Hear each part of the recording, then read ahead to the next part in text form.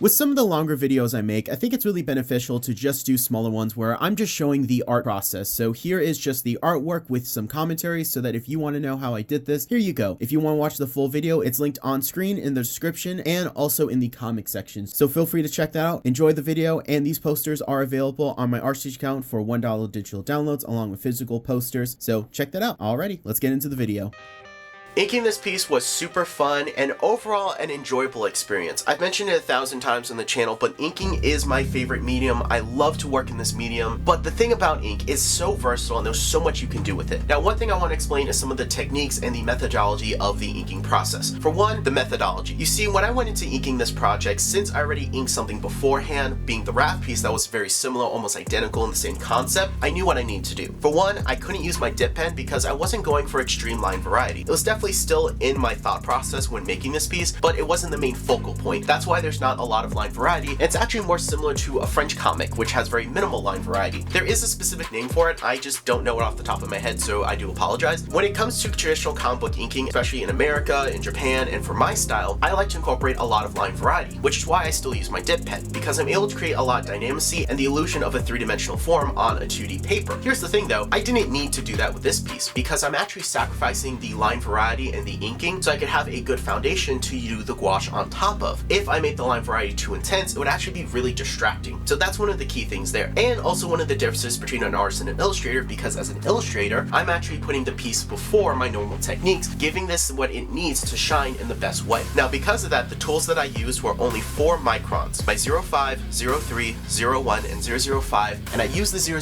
005 really only in the hair and very specific areas, mainly because what I found is that if you go below a 01, it actually is much easier for the gouache to cover it in the different layers of washes that I'll be doing. So that's why most of the detail was done with a 01, a lot of the outlining was done in a 05, and then some of the separation and extra detail added was done with a 03. So I can get some line variety, but only as the piece needed. Again, I'm not focusing on the inking techniques, I'm really focusing on a solid foundation to do the gouache techniques on top of. Another thing is the actual process of inking. For one, I start from the top left and work my way to the bottom right, or essentially work wherever I know I need to adjust the paper to ink and I know I won't be able to smear. Because the ink will still be wet, microns do dry really quickly, but they don't dry instant, so I still had to be careful to make sure I wasn't causing any smudges. So that's why I always like to turn my paper, and if you really look at the process that I do, sometimes it definitely seems a little weird or almost jarring to actually have me move the paper like this and then ink this spot and then ink that spot. It really is kind of like figuring out the best way to work on this piece without damaging it, and that's essentially what this entire process is. I absolutely love going in and adding all the detail work. I'm also making sure that I have enough room, and I'm not drawing from my fingers, I'm actually drawing from my wrist and from my elbow to ensure that I have really long smooth lines that don't look broken up, that look very uniform and don't look very scratchy. So that's another technique I was using, and overall I really enjoyed the entire rendering process. My 01 micron really came in handy, going in and adding all the line art, adding all the detail. It seriously is one of the most relaxing, one of the most satisfying things to do as an artist, is just to add all that detail and bring the piece to life. Again, if you notice, I'm just doing the line art. I'm actually not doing any of the shading work in ink, because again, we'll be doing that in gouache. And then another thing I want to explain is the design of the actual creatures, or the superheroes and villains, however you want to look at them. I kind of view them more as heroes and villains, but I know some of you guys like to view them as creatures. The idea behind these is that they're essentially living muscles. Now, if you took a human and you skinned them, that's what their suits look like. They are comprised of these just incredibly intricate designs, these living muscles, they move, this life to it, and that's essentially what I want to capture in this piece, is this living muscle look, which definitely posed some challenges. For one, boobs, they're just fat, so how do you make that work with the design? Well, I think I figured it out. The teeth are based off of iguana teeth, so I had a lot of fun incorporating those. I tried to base them off of crocodile teeth, but I found iguana teeth had some really cool designs. Considering her motif's a frog, I felt like that fit really well. The frog eyes were really fun to design, and also going in and doing the smoother parts of the muscle, like the tongue, that's like an interesting muscle there that I thought, you know what, let's leave that smooth and slimy, that works really well. And then also the green parts being that smooth, almost heart-like muscle was really cool. So because I was going to do all the rendering in gouache, I decided not to do any techniques there, but I still like the way it laid out on the body. Overall, it was super fun to do. Now, the two hardest processes of this piece were surprising to me, because I thought they would be maybe the hands or the rows of teeth, but no, it was actually the jaw, trying to get that jaw design where it was open but still see-through, so I could go through the whole entire length of the body. That took a little bit of finessing to get it just right. And then the second hardest part for me was the hair. Really struggled with it because I imagined mentioned, she had very curly hair, so I was really trying to make it come alive without having it look like it was also made of muscle. Personally speaking, I feel like I didn't quite get the hair to look as realistic as I would like, but I kind of like the idea of the hair also being made of muscle, so I'm honestly cool with that. And overall, I really like how this piece came out. This is my wife's favorite villain, so I really wanted to make sure that it looked good, that it was exactly what she wanted, something that she would love, and I feel like I really nailed it because every time I was working on this piece, she would come in and say, Josh, this looks amazing, so that's how I knew I was doing a good job, because really, again, wanted to make this special, not just for me, not just for you guys, but for my wife. So this was definitely a super fun challenge that, you guys know me, I love a challenge, I love rising up, and this is one where I feel like I definitely just leveled up my skills. So let's go ahead and take a look at this piece in its finished inks.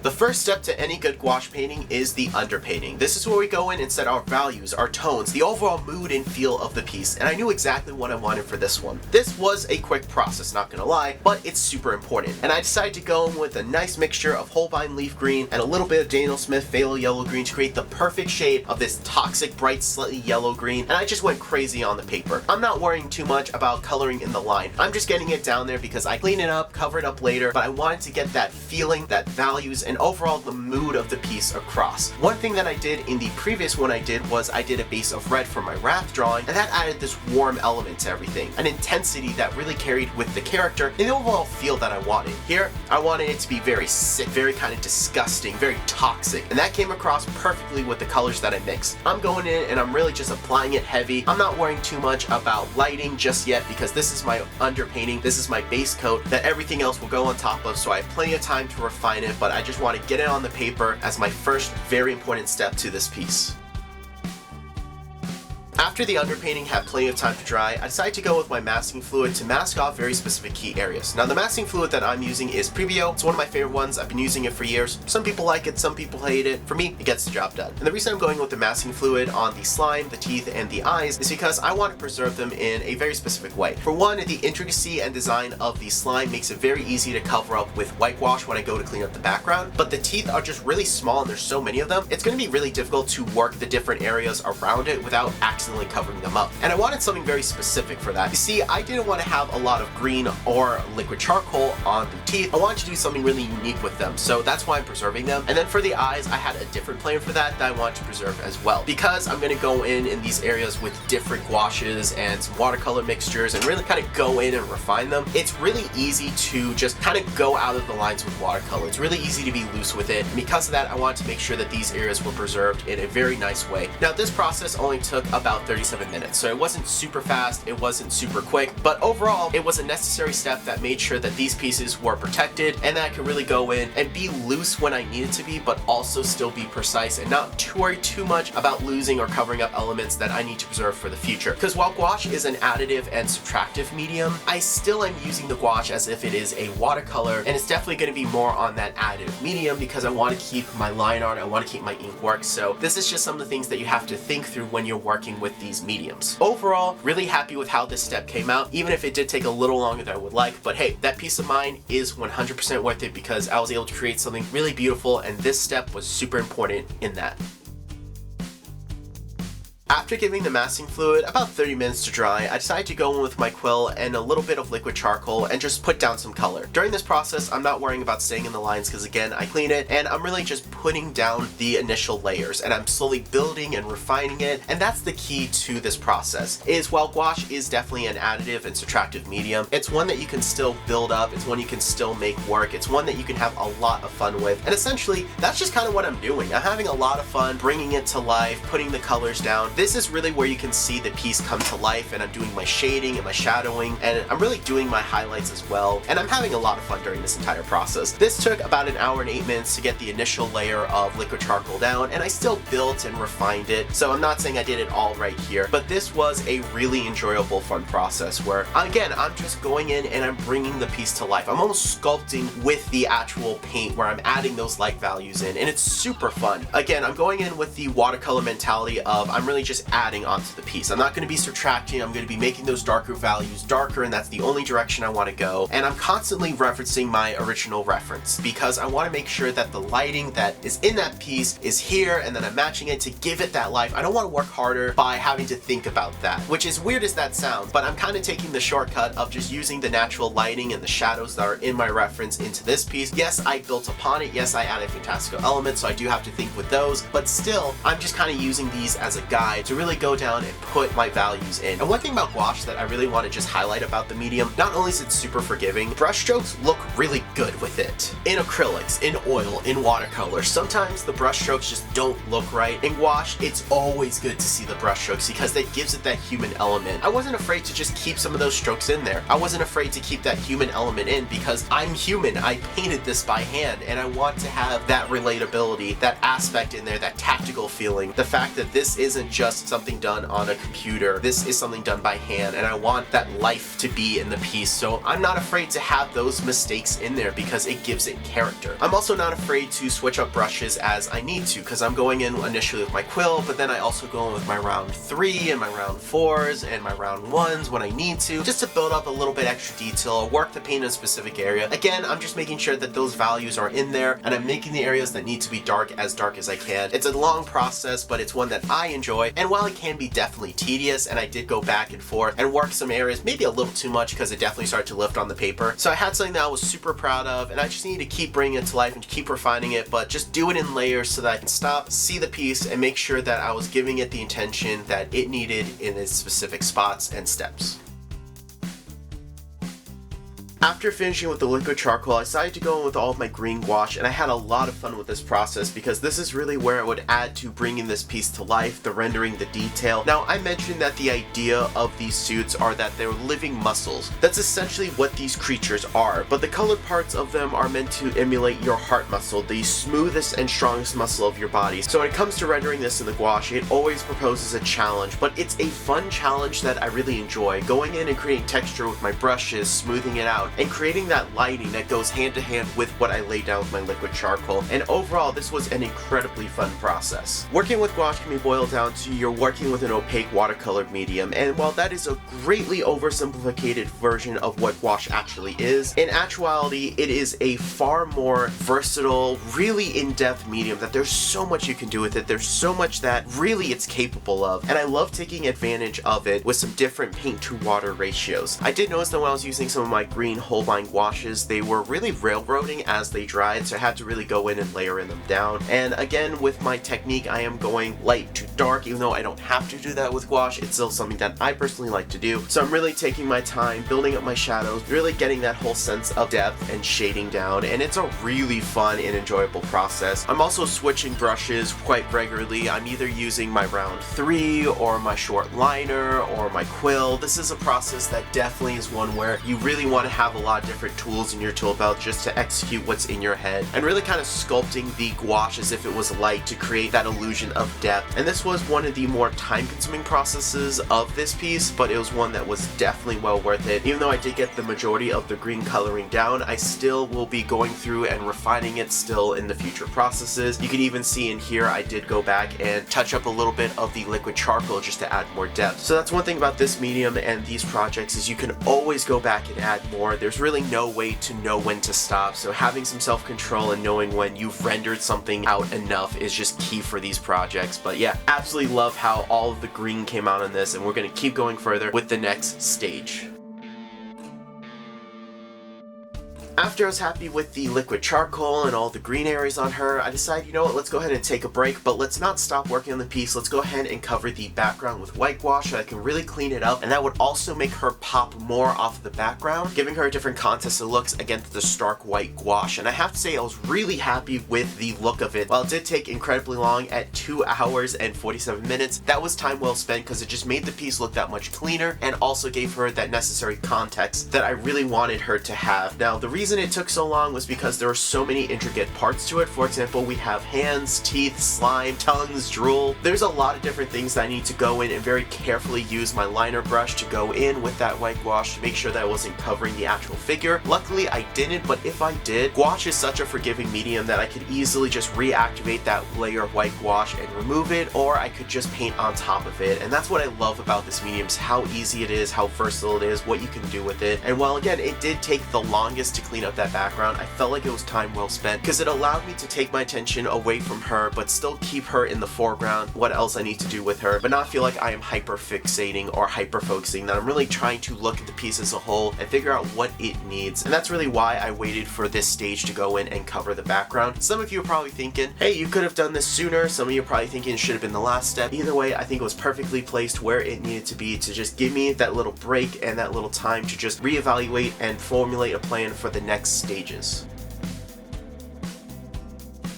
After giving the background plenty of time to dry to make sure that I didn't cause any smudging or smearing on the piece, I then decided to work on some of the green areas such as the inside of the mouth and the tongue. Now the tongue was a really fun piece because this was an element that wasn't in my reference. I actually did find a couple really cool references of frog tongues extended out while they were going to catch some insects, and that was my main source of inspiration in how to do the lighting, how to even do the slime effects. This is an element that is coming straight from my mind, it's not coming from my reference, and the lighting was really enjoyable. The most time-consuming part of it was layering the darker tones. Again, I'm working light dark because I'm really thinning out my gouache and treating it more like watercolor. So I'm able to get those deeper values, the different layering, the tones, but more importantly, I'm actually able to get a little bit of the spontaneity of watercolor to help with that organic look, that slime look, that slippery look that frog tongues have. And this was a super fun process that I enjoyed. Now, if you notice, I'm using my quill quite a bit. It's such a versatile brush, but I am going in with my other brushes such as my short liner to add those highlight moments to really sell that wet, slimy, sticky look. This was a super fun process that definitely took quite a bit of time, but it was time well spent to really bring this piece to life in a very unique way.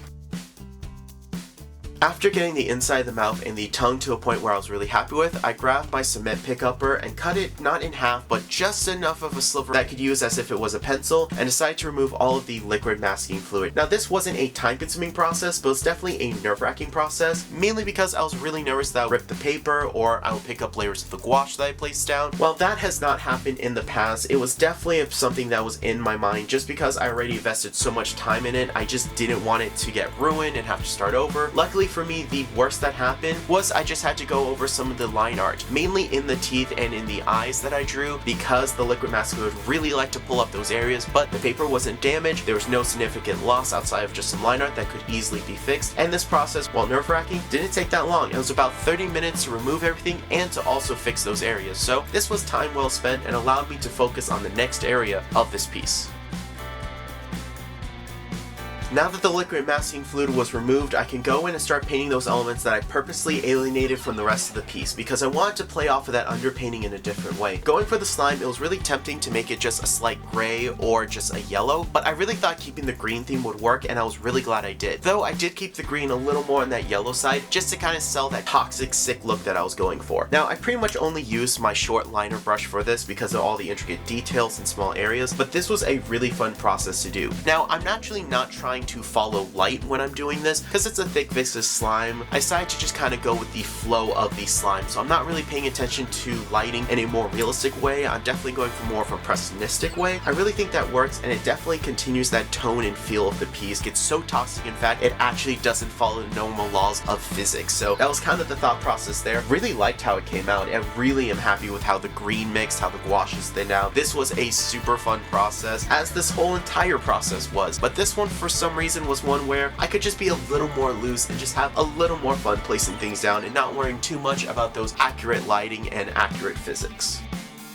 And now we're into the final steps that really, in my opinion, tie this piece together, the teeth and the eyes. Starting with the teeth, this was a bit of a tedious process, but it was one that was needed because it really brought the piece together and gave it a really cool life, but in my opinion also made it look very realistic, because I could have left these teeth just white and it would look very unnerving, it would look creepy, but it wouldn't look realistic. So mixing in a little bit of buff titanium with phthalo yellow green and leaf green really did just the right amount of tinting, especially with my underpainting, to give it that unnerving, rotting, rotted, that really disgusting look that I was going for. I really like how each teeth came out. Now, I actually don't know how many teeth are in this piece. I didn't count them, but I can tell you it's a lot. I drew each individual one, I detailed each individual one, I painted each one. It was really fun to do, and it really mixed with my underpainting to create that sickened look that I was going for. It was time consuming, yes, but it was time well spent. Then after that dried, I decided to go in and color Gluttony's eyes. Now, a common question that a lot of people ask me is, does Gluttony have 4 eyes? Since you have the human head and then you have the eyes in her stomach. Well, in actuality, no, she only has 2 pairs of eyes and they're in her stomach. The actual human eyes, if you look, are covered by skin, so they're actually useless. These eyes were really fun to detail. I decided to go in and just darken the black areas a little bit more, and I mixed in a similar combination of phthalo yellow green and leaf green, but I didn't use any of the buff titanium to really give it that bright green sickening look, because again, in nature we do see that these poisonous toxic frogs are very bright, very green, very neon, and I wanted to get some of that in the look of this, not just with the green areas but also in the eyes, and this was really fun to do. Definitely took a lot of layering, definitely took a little bit of work, but it was well worth it. And the part that really sold this idea, in my opinion, was going in with a little bit of that white gouache just to add a little bit of the reflective light in the eyes to really sell that they are glazed over, that they're liquid, that this is a living thing. Those 6 little dots just added so much life to this piece. I was tempted to add them to some of the lip areas, but I said, you know what, no, just in the eyes, that's going to sell it. And after that was done, I did a little bit more cleanup with my fine liners, areas that got covered up, and this piece was finally finished with all the layers of gouache, all the watercolor, everything. I love how it came out. We're not ready for a reveal, we have a few more steps to do, but in terms of coloring and painting, we are done and ready to move on to the next step.